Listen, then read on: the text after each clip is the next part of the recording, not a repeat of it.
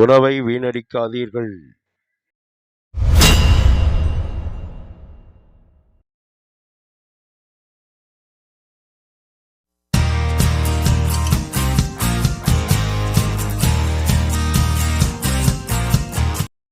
Hi viewers and subscribers. Crispy chicken நல்லா ரெஸ்டாரண்ட்டில் சாப்பிட்ற மாதிரி மொறுன்னு கோழிக்கறியில் நம்ம அந்த கிறிஸ்பி சிக்கன் செய்கிறோம். அதுக்கு முன்னாடி நம்ம சேனலை சப்ஸ்கிரைபர் பண்ணிக்கோங்க, பக்கத்தில் இருக்க பெல் ஐக்கானை ப்ரெஸ் பண்ணிக்கோங்க. இந்த கிறிஸ்பி சிக்கன் நம்ம லீவ் டைமில் கோழிக்கறி வாங்கிட்டு வந்து வீட்டிலேயே நம்ம ஹெல்த்தாக செஞ்சு கொடுக்கலாம். அதுக்கு நம்ம ஒரு 1/2 கிலோ நல்ல கோழிக்கறியாக வாங்கிக்கோங்க. நல்லா வாங்கி அதை வெட்டி அங்கேயே சுத்தம் பண்ணி எடுத்துகிட்டு வந்துடுங்க. இங்கே வந்து அதை நல்லா சுத்தம் பண்ணி அலசி கம்ப்ளீட்டாக அதை சுத்தம் பண்ணி எடுத்துக்கங்க. இந்த மாதிரி எடுத்த பிறகு அதை ஒரு கிண்ணத்தில் மாற்றிக்கங்க. ஒரு கிண்ணத்தில் எடுத்து சுத்தம் பண்ண அந்த கோழிக்கறியில் 1 டேபிள் ஸ்பூன் ஒயிட் வினிகர் விட்டுருங்க. அது கூட மஞ்சத்தூள் ஒரு 1/4 டீஸ்பூன் மஞ்சத்தூள் சேர்த்துங்க.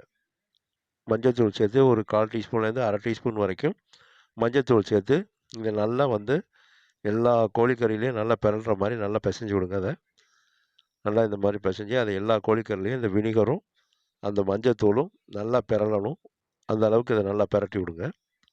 இந்த மாதிரி அதை நல்லா பிரட்டி விட்டு இது மேலே நல்லா பிரட்டின பிறகு இது மேலே திரும்ப உப்பை தூவி விட்டு, உப்பை வந்து ரொம்ப போட்டுறாதீங்க, மேலாக்க உப்பை அப்படியே வந்து பார்த்திங்கன்னா ஒரு 3 சிட்டிகைகள் வரைக்கும் உப்பை தூவி விட்டு அதையும் நல்லா பிரட்டி வைங்க. அதையும் உப்போடையும் சேர்த்து பிரட்டி இந்த மாதிரி நல்லா பிரட்டிடணும். மஞ்சத்தூள், வினிகர், உப்பு 3ம் போட்டு நல்லா பிரட்டி வச்சிடணும்.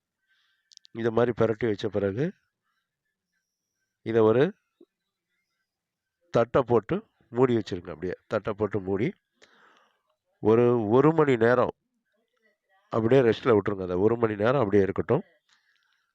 அதை அப்படியே வச்சுருங்க. 1 மணி நேரம் அது ஊறணும். அதில் 2 முட்டை எடுத்து வச்சுங்க. ஒரு அகலமான கிண்ணம் எடுத்துங்க.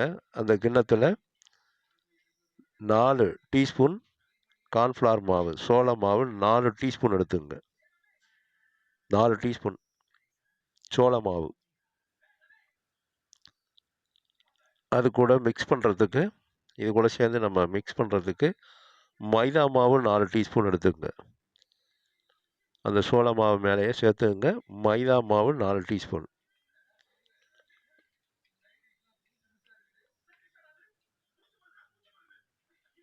நாலு டீஸ்பூன் மைதா மாவு எடுத்த பிறகு அது கூட ஒரு 1/2 டீஸ்பூன் கரம் மசாலா, அதே 1/4 டீஸ்பூன் மிளகுத்தூள் சேர்த்துங்க.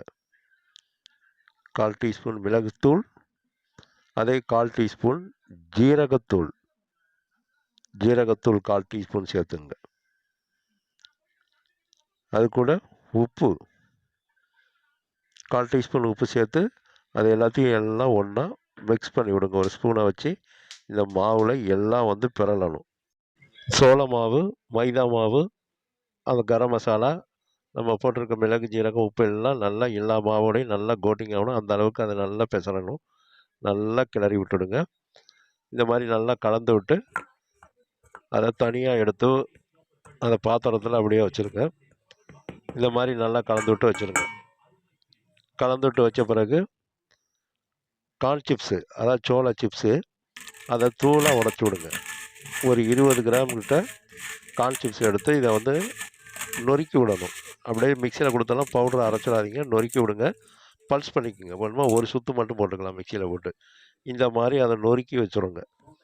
அதாவது அவல் சைஸுக்கு சின்ன சின்னதாக நொறுக்கி இருக்கணும். இந்த மாதிரி நொறுக்கி எடுத்து வச்சுருங்க அந்த கார்ன் சிப்ஸை. இது கூட 2 முட்டையை உடச்சி ஊற்றிடுங்க. ஒரு அகலமான கிண்ணத்தில் 2 முட்டை உடச்சி ஊற்றிக்குங்க. இந்த மாதிரி உடச்சி ஊற்றிடுங்க. உடச்சி ஊற்றி அதை ஒரு விஸ்கு வச்சு நல்லா மிக்ஸ் பண்ணி விடுங்க. இந்த முட்டையில் உப்போ, மிளகுத்தூளோ, ஜீரகத்தூளோ எதுவும் போடலை. உங்களுக்கு தேவைன்னா போட்டுங்க. நான் இதில் அதெல்லாம் போடலை. இந்த மாதிரி விஸ்கை வச்சு நல்லா மிக்ஸ் பண்ணி விட்டுடுங்க. இந்த மாதிரி நல்லா மிக்ஸ் பண்ணிடணும். ஒன்றோட ஒன்று நல்லா பார்த்தீங்கன்னா எல்லாம் மிக்ஸ் ஆகி நல்லா அந்த முட்டை வந்து பார்த்திங்கன்னா அடித்து நல்லா தண்ணியாக இருக்கணும். அந்த அளவுக்கு அதை வந்து நல்லா மிக்ஸ் பண்ணி எடுத்து இந்த மாதிரி வச்சுங்க. அந்த கிண்ணத்தில், அந்த பாத்திரத்தில், அந்த சின்ன கிண்ணத்தில் வச்சுருங்க. வச்ச பிறகு நம்ம கோழிக்கரையை நல்லா ஊற வச்சுருக்கோம். வினிகர், மஞ்சத்தூள், உப்பெல்லாம் போட்டு வினிகர்லாம் போட்டு நல்லா ஊறி அது 1 மணி நேரம் ஊற வச்சுருக்கோம். அதில் ஒரு பீஸ் எடுத்து இந்த மாதிரி முட்டையில் அது நல்லா பிரட்டிடுங்க. முட்டையில் நல்லா பிரட்டி எடுத்துருங்க. பிரட்டி எடுத்து அதை அப்படியே நம்ம மிக்ஸ் பண்ணி வச்சுருக்கோம் அந்த மாவில் கார்ன்ஃப்ளவர், மைதா மாவு, கரம் மசாலா, மிளகுத்தூள், உப்பெல்லாம் போட்டு பிரட்டியிருக்கோம்ல, அந்த மாவில் போட்டு மிக்ஸ் பண்ண மாவில் இந்த கோழிக்கறியை நல்லா பிரட்டிடுங்க. அது மேலே ஸ்பூனால் அப்படியே அந்த மாவில் போட்டு பிரட்டி அது மேலே அள்ளி நல்லா முட்டை வச்சு நல்லா அது எல்லா இடத்துலையும் நல்லா அந்த மாவு படணும், நல்லா பெரளணும். அந்த மாதிரி கோழிக்கறியை பிரட்டி அதை எடுத்து அப்படியே லைட்டாக உதறிட்டு திரும்பவும் முட்டையிலே அதை அப்படியே நல்லா நனைச்சி பிரட்டி விடுங்க. நல்லா நனைச்சிருங்க. அதை எல்லா இடத்துலையும் இதை நல்லா நனைச்சி அந்த கோழிக்கறி அப்படியே நம்ம கார்ன் சிப்ஸ் அப்படியே நொறுக்கி வச்சுருக்கோம்ல, அந்த சிப்ஸு ஸ்ப்ளேயில் அதில் போட்டுருங்க. அப்படியே போட்டு இந்த மாதிரி நல்லா அதை பிரட்டிடுங்க. அந்த கோழிக்கறியை இந்த மாதிரி பிரட்டிடணும். எல்லா பக்கமும் படணும். அந்த கார்ன் சிப்ஸ் எல்லாத்துலேயும் ஒட்டணும். இது மாதிரி பிரட்டி எடுத்து அதை பிளேட்டுக்கு மாற்றிங்க. ஒன்று ஒன்றா இது மாதிரி செஞ்சு அது எல்லா கோழிக்கறியும் அது மாதிரி செஞ்சு நம்ம பிளேட்டுக்கு மாற்றி எடுத்து வச்சுங்க. இந்த மாதிரி எடுத்து வச்சுங்க. நல்லா நீட்டாக இருக்கணும். கொஞ்சம் நீட்டாக இருக்கணும். ரொம்ப கனமாக கோழிக்கறியை வெட்டினீங்கன்னா வேகாது. அதுபோல் இந்த மாவுலையும் முட்டையில் நல்லா பிரட்டி அதை அந்த மாவில் நல்லா பிரட்டி முட்டையில் திரும்ப நனைச்சி அதை அந்த கார்ன் சிப்ஸ் ஃப்ளையில் போட்டு பிரட்டி அப்படியே எடுத்து பிளேட்டுக்கு மாற்றிங்க. இது மாதிரி எல்லா கோழிக்கறியும் நீட்டாக ரொம்ப ஓரளவு சின்ன சைஸாக இருக்கணும். ரொம்ப பெரிய சைஸாக இருந்துச்சுன்னா வேகாது. மேலே சிப்ஸ் எல்லாம் வெந்து கருகி போயிடும். இந்த மாதிரி டிப் பண்ணி அதில் முட்டையில் டிப் பண்ணி திரும்ப அந்த கார்ன் சிப்ஸை பிரட்டி எடுத்து வைங்க. இது மாதிரி எல்லாத்தையுமே செஞ்சு எடுத்து வச்சுங்க. இந்த மாதிரி பிரட்டி எடுத்து வச்சுக்கணும். இந்த மாதிரி பிரட்டி எடுத்து வச்சா இது நல்லா பார்த்தீங்கன்னா உங்களுக்கு உதறாது. அப்படியே அந்த கார்ன் சிப்ஸ் அப்படியே நல்லா இந்த டைட்டாக அதை பிடிச்சிக்கும். ரொம்ப எல்லாம் உதறாது. இந்த மாதிரி பிரட்டி எல்லாத்தையும் எடுத்து வச்சுருங்க. இது மாதிரி பிரட்டி எடுத்து வச்ச பிறகு அடுப்பை பற்ற வச்சு இந்த மாதிரி இருக்கட்டும். கொஞ்சம் அது அப்படியே எடுத்து வச்சிங்கன்னா லைட்டாக அது உலரும். வேறு கொஞ்சம் உலரும். அது நம்மளாம் மற்றதெல்லாம் பிரட்டி எடுக்கிறதுக்குள்ளே உலர்ந்துடும். இப்போ நம்ம ஒரு அடுப்பை பற்ற வைங்க. அடுப்பை பற்ற வச்சு இரும்பு கடாய் வைங்க. இரும்பு கடாயை வந்து சூடு வந்தோடனே அதில் 1 லிட்ரு எண்ணெய் ஊற்றிக்குங்க. இது மாதிரி எண்ணெய் ஊற்றி 1 லிட்ரு எண்ணெய் ஊற்றி அதில் நல்லா எண்ணெய் சூடு வந்தோடனே ஒரு கார்ன் சிப்ஸை எடுத்து போட்டு பாருங்கள். நல்லா பொரிஞ்சு வரும். பொரிஞ்சு வந்தோடனே நம்ம நல்லா டிப் பண்ணி வச்சுருக்க அந்த கார்ன் சிப்ஸில் பிரட்டி வச்சுருக்க முட்டையில் நல்லா டிப் பண்ணி எடுத்து வச்சுருக்க அந்த சிக்கன் பீஸ் எடுத்து அப்படியே ஒன்று ஒன்றா அதில் போட்டுருங்க. எண்ணெயில் போட்டுருங்க. இந்த எண்ணெயில் எல்லாத்தையும் போட்டவுடனே அடுப்பை ஸ்லோ ஃப்ளேமில் வச்சுருங்க. ஸ்லிம்மில் வச்சுருங்க. ரொம்ப ஹையாக வைக்கக்கூடாது. எண்ணெய் சூடு வந்த பிறகு நம்ம அந்த சிக்கனை எடுத்து அந்த எண்ணெயில் போட்டோன்னே அப்படியே அதை வந்து நம்ம அடுப்பை ஸ்லிம்மில் வச்சுக்கணும். இல்லைன்னா கரிஞ்சு போய் கலர் மாறி போயிடும். அப்புறம் உங்களுக்கு நம்ம நினைக்கிற மாதிரி அந்த டேஸ்ட்டு வராது. அந்த சிப்ஸ் வந்து வேகமாக பொரிஞ்சு பார்த்திங்கன்னா அப்படியே பொரிஞ்சு வந்துடும். அப்போ நமக்கு உள்ளே இருக்க கோழிக்கறி வந்து வேகாமல் போயிடும். அதுக்காக ஸ்லிம்மில் வச்சுருங்க. அந்த இரும்பு கடாயோட சூட்லேயே அது பார்த்திங்கன்னா நல்லா உங்களுக்கு நல்லா வெந்து வரும். ஸ்லோ ஃப்ளேமில் வச்சு செய்யணும். ஹை ஃப்ளேமில் வச்சிடக்கூடாது. கோழிக்கறியை போட்டோன்னே ஸ்லோ ஃப்ளேமில் வைக்கணும். இதில் வினிகர்லாம் போட்டிருக்கிறதுனால கோழிக்கறியில் நல்லா பொரியும் போது படுபடுன்னு வெடிக்கும். அது எண்ணெய் மேலே தெரிக்கும். அதனால் ஹை ஃப்ளேமில் வைக்காதீங்க. ஸ்லோ ஃப்ளேமில் வச்சு இது மாதிரி அதை கரண்டியால் எடுத்து சுழட்டி அதில் நினச்சி எடுங்க. ஏன்னா அது உங்களுக்கு தெரிக்கும். படுபடுன்னு தெரிக்கும். அந்த வினிகர்லாம் போட்டிருக்கிறதுனால அப்படியே பொடுன்னு வெடிக்கும் அது.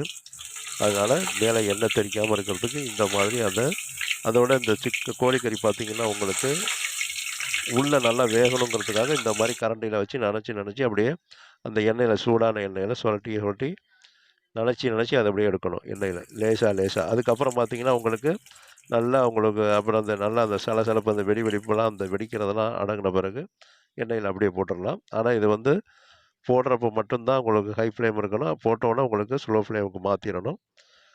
அதுலேருந்து ஸ்லோ ஃப்ளேம்லேயே தான் அதை வந்து வறுத்தெடுக்கணும். இல்லைன்னா கரிஞ்சு போகும். இது மட்டும் நம்ம கவனமாக செய்யணும். இப்போ போட்டு நல்லா பொரிஞ்சு அந்த சலசலப்பெல்லாம் நல்லா அடங்கி வந்துடும். உள்ளே பார்த்திங்கன்னா நல்லா கோழிக்கறி நல்லா வெந்து சாஃப்டாக இருக்கும். வெயிட்டே இருக்காது. லைட்டாக இருக்கும். உங்களுக்கு அது மாதிரி லைட் ஆகிடுச்சுன்னா உங்களுக்கு அது நல்லா அந்த கோழிக்கறி நல்லா வெந்து இது மேலே இருக்கக்கூடிய அந்த கார்ன் சிப்ஸ் எல்லாம் நல்லா பொரிஞ்சு உங்களுக்கு நல்லா மொறுன்னு அந்த கிறிஸ்பி சிக்கன் இந்த கேஎஃப்சிலாம் சாப்பிடுங்க அந்த மாதிரி நல்லா டேஸ்ட்டாக சூப்பராக வந்துடும். இந்த மாதிரி அதை நல்லா பொரித்து எடுத்து எண்ணெயெல்லாம் சுத்தமாக அப்படி உதறணும். உதறிட்டு நல்லா எண்ணெயெல்லாம் சுத்தமாக உதறணும். அதில் அந்த எண்ணெய் பிசுப்பு தன்மையே இருக்காது. அந்த அளவுக்கு இது வந்து பார்த்திங்கன்னா நல்லா மொறுமொறுப்பாகவும் அந்த எண்ணெய் பிசுபிசுப்பு தன்மை இல்லாமல் நல்லா சாஃப்டாக இருக்கும். இப்போ அப்படியே நம்ம அதை பிளேட்டுக்கு மாற்றிக்கிறோம். இது மாதிரி எல்லா சிக்கனையும் இது மாதிரி போட்டு அந்த கோழிக்கறிகள் எல்லாம் முட்டையில் டிப் பண்ணி கார்ன்ஃப்ளவரில் நினச்சி பிரட்டி அதை எடுத்து அப்படியே நம்ம பொரித்து எடுத்து வச்சுங்க. இப்போ இந்த மாதிரி அதை ஒரு கப்பில் கார்னிஷ் பண்ணி கொடுத்தீங்கன்னா அவ்வளோ டேஸ்ட்டாக இருக்கும். அவ்வளோ சூப்பராக இருக்கும். அப்புறம் வீட்டு விசேஷங்களுக்கெல்லாம் இது செஞ்சு கொடுக்கலாம். அதே போல் பார்த்தீங்கன்னா உங்களுக்கு வீட்டுக்கு வர விருந்தாளிகளுக்கு வீட்டில் லீவ் டைமில் வீட்டில் இருக்கீங்களா அப்போ இது மாதிரி செஞ்சு கொடுக்கலாம். இதை எடுத்து அப்படியே நம்ம அந்த புதினா சட்னியில் அப்படியே நினச்சி சாப்பிட்டிங்கன்னா அவ்வளோ டேஸ்ட்டாக இருக்கும். இதில் வந்து பார்த்தீங்கன்னா கோழிக்கறியில் நல்ல ஸ்மெல்லு அந்த மிளகு ஜீரகத்தூளோட இது தான் இருக்கும். காரமெல்லாம் அதிகம் இருக்காது. அதுக்கு வந்து நம்ம அந்த புதினா சட்னியில் எடுத்து அப்படியே நினச்சி சாப்பிட்டிங்கன்னா அவ்வளோ சூப்பராக இருக்கும்.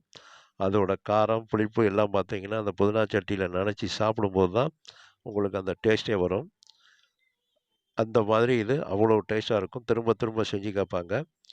இந்த மாதிரி நீங்களும் கோழிக்கறியில் நல்லா மொறு மொறுன்னு அந்த கிறிஸ்பி சிக்கன் செஞ்சு கொடுங்க. எல்லோரும் விரும்பி கேட்பாங்க. இதை நீங்கள் செஞ்சு சாப்பிட்டு பார்த்துட்டு எங்களோட வீடியோவை உங்களோட நண்பர்களுக்கு ஷேர் பண்ணுங்கள், லைக் பண்ண சொல்லுங்கள். அதே போல் உங்கள் சொந்தக்காரங்களுக்கும் ஷேர் பண்ணுங்கள், லைக் பண்ண சொல்லுங்கள், சப்ஸ்கிரைபர் பண்ண சொல்லுங்கள். அதே போல் நீங்களும் இந்த மாதிரி கிறிஸ்பி சிக்கன் செஞ்சு சாப்பிட்டு பார்த்துட்டு எங்களோட வீடியோவை லைக் பண்ணுங்கள், சப்ஸ்கிரைபர் பண்ணுங்கள். அடிக்கடி பார்த்தீங்கன்னா உங்களுக்கு லீவ் டைமில் வீட்டில் எல்லோரும் லீவில் இருக்காங்க, ஞாயிற்றுக்கிழமை லீவில் இருக்காங்களா, இந்த மாதிரி கோழிக்கறியில் அடிக்கடி செஞ்சு சாப்பிடுங்க. அவ்வளோ ஈஸியாகவும் ரொம்ப ஹெல்த்தாகவும் அவ்வளோ சூப்பராகவும் இருக்கும். இந்த மாதிரி நீங்களும் கோழிக்கறியில் கிறிஸ்பாக நல்லா மொறுமொறுப்பாக இந்த சிக்கனை வறுத்து சாப்பிட்டு பாருங்கள். எங்களோட வீடியோவை பார்க்கின்ற அனைத்து வியூவர்ஸுக்கும் சப்ஸ்கிரைபர்ஸுக்கும் மனமார்ந்த நன்றியினை தெரிவித்துக் கொள்கிறேன்.